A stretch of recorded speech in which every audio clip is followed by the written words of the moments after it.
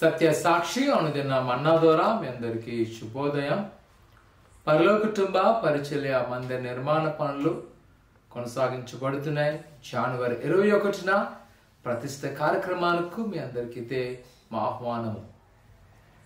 నేటి యొక్క వాగ్దానము ఆది కాండము 24వ అధ్యాయం 7వ వచనం. యెహోవా తన దూతను నీకు ముందుగా పంపును.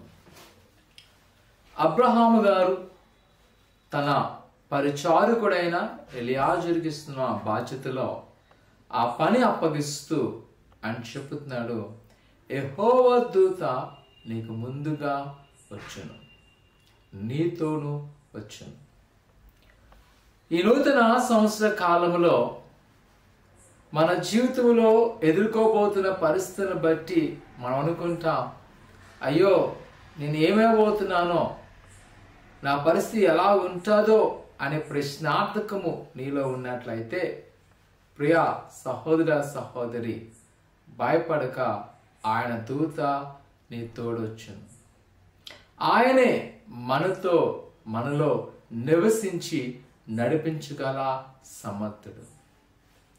ఓ దేవుని సేవకునిగా నేను ఖచ్చితంగా చెప్పగలను, అనేకమైన పరిచర్యలో మార్గాల్లో వెళ్తున్నప్పుడు, ప్రయాణిస్తున్నప్పుడు ఎన్నో అపవాది కల్పించే ఆటంకాలు అవ్వచ్చు, మానవ తప్పిదములు అవ్వచ్చు.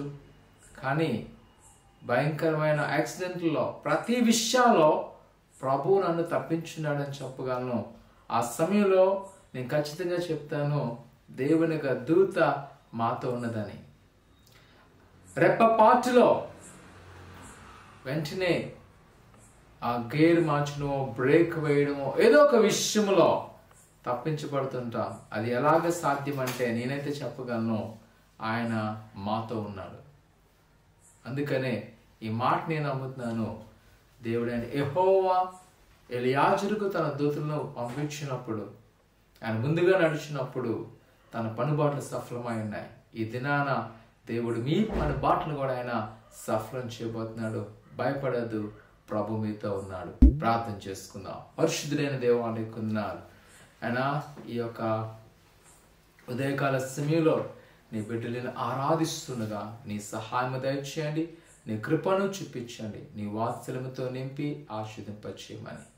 ఇదిగోనైనా వారు దేని గురించి దిగులు చెందకుండా వారు వెళ్ళే మార్గంలో మీరే తోడేండి గొప్ప కార్యం చేయమని యేసు నామమున తండ్రి, ఆమేన్. నేటి యొక్క సాయంకాలము 6 గంటలకు యెరూషలేము ప్రార్థనా మందిరం వారి యొక్క 40 సంవత్సరాల వార్షికోత్సవములు బాయి జంక్షన్ రాజీవినికర మండపంలో ఆరాధన గాడి ప్రతి వారు పాల్గొవలసిందిగా కోరుకుంటున్నాను. దేవుడు దీవించును గాక. ఆమేన్.